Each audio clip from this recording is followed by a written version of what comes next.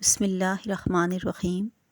اللہم صلی علی سیدنا و مولانا محمد النبی الامی الحبیبی العالی القدری العظیمی الجاہ و علی آلہ و صحبہ و بارک وسلم۔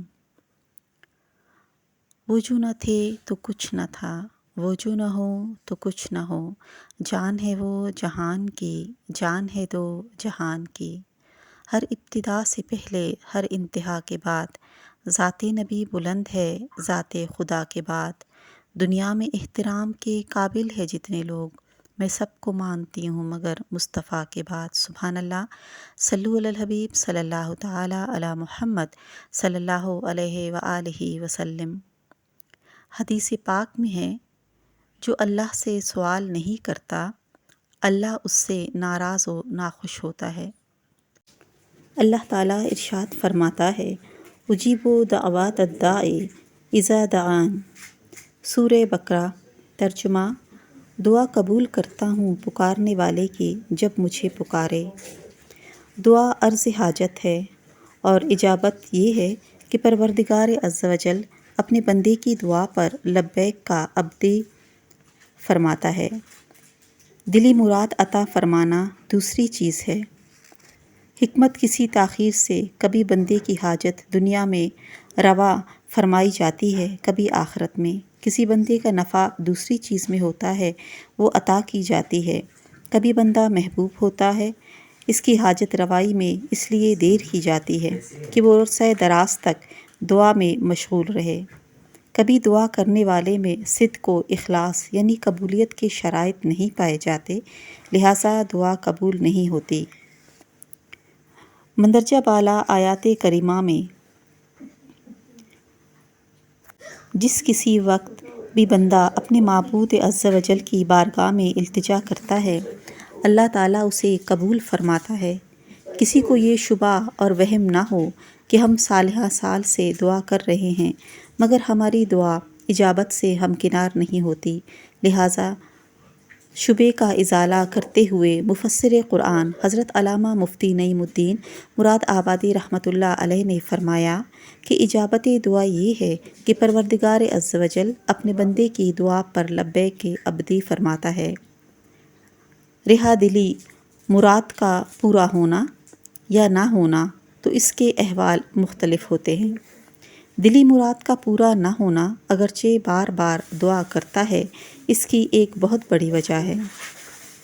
حضور صلی اللہ علیہ وآلہ وسلم نے ایک آدمی کا ذکر فرمایا کہ وہ پرا گندہ، گرد آلود بال، لمبے لمبے اور سفر کرتا رہتا ہے، یعنی حالت ایسی کہ دعا کرے تو قبول ہو۔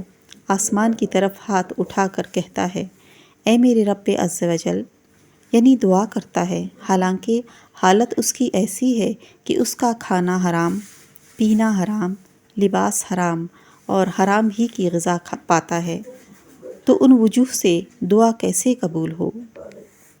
صوفیہ کرام فرماتے ہیں کہ دعا کے دو بازو یعنی پر ہوتے ہیں، ایک حلال کھانا، نمبر 2 صدق مقال یعنی سچ بولنا۔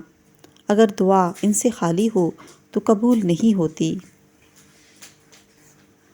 کبھی ایسا بھی ہوتا ہے کہ دعا کو قبولیت حاصل ہو جاتی ہے لیکن مقصود بالفعل اور فی الفور تقدیر الہی کی وجہ سے حاصل نہیں ہوتا، یعنی تقدیر الہی تو وقت معین میں جاری ہو چکی ہے، لہٰذا مقصود کا فوراً حاصل نہ ہونا عدم قبولیت اور محرومی کی وجہ سے نہیں، اور یہ بھی ہو سکتا ہے کہ صلاح وقت تاخیر میں ہو، اور یہ بھی ہو سکتا ہے کہ اس کی دعا آخرت کے واسطے ذخیرہ کر لی گئی ہو کہ آخرت میں بندہ زیادہ محتاج اور فقیر ہے۔ اللہ تعالیٰ نے جو وعدہ فرمایا ہے، یعنی مجھ سے مانگو میں تمہاری دعا قبول کروں گا، اس آیات کریمہ میں متعلق اجابت کا وعدہ ہے۔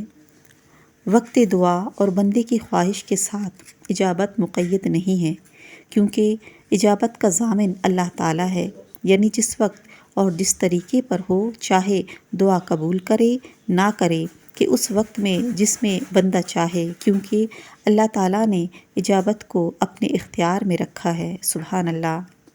صلو علی الحبیب صلی اللہ تعالی علی محمد صلی اللہ علیہ وآلہ وسلم۔ بندے کی اختیار میں نہیں، وہ اسے جاننا چاہیے کہ اس میں بندے کی عین بہتری کیا ہے، کیونکہ بندہ نادان ہے، وہ یہ نہیں جانتا کہ اس کی بہتری کس چیز میں ہے اور کس وقت ہے۔ بعض اوقات اس طرح دعا کی اجابت ہوتی ہے کہ مانگی ہوئی چیز کی مثل یا اس جیسی کوئی اور چیز جو مانگنے والے کے حال کے مناسب ہو عطا کی جاتی ہے۔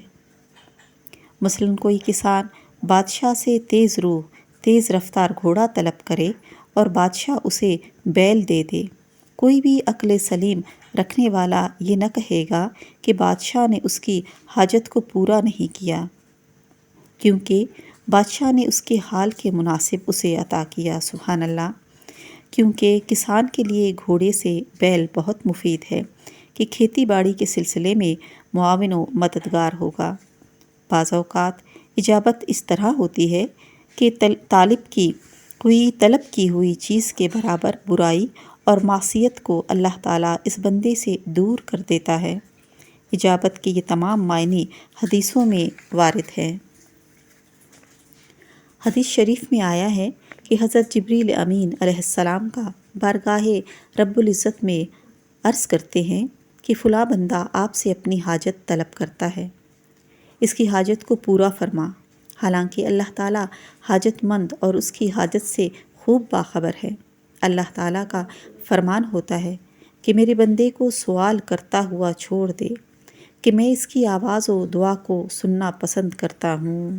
سبحان اللہ۔ صلو علی الحبیب صلی اللہ تعالی علی محمد صلی اللہ علیہ وآلہ وسلم۔ اللہ تبارک و تعالیٰ سے دعا ہے کہ اللہ تعالیٰ ہمیں اپنے پیارے حبیب کے صدقے میں دعائیں کرنے کی توفیق عطا فرمائے، اور ہمیں جب ہم دعا کریں تو ہماری دعا میں اللہ تبارک و تعالیٰ ایک ایسا سوز اور ایک ایسا سلیقہ دے دے اور ہماری آواز کو اللہ تبارک و تعالیٰ پسند کرے، اور اللہ تعالیٰ اسے ہماری نجات کا ذریعہ بنائے اور ہماری دعاؤں کو قبول کرے۔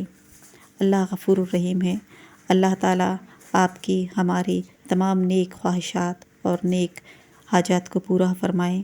آمین بجاہ النبی الامین صلی اللہ تعالیٰ علیہ وآلہ وسلم۔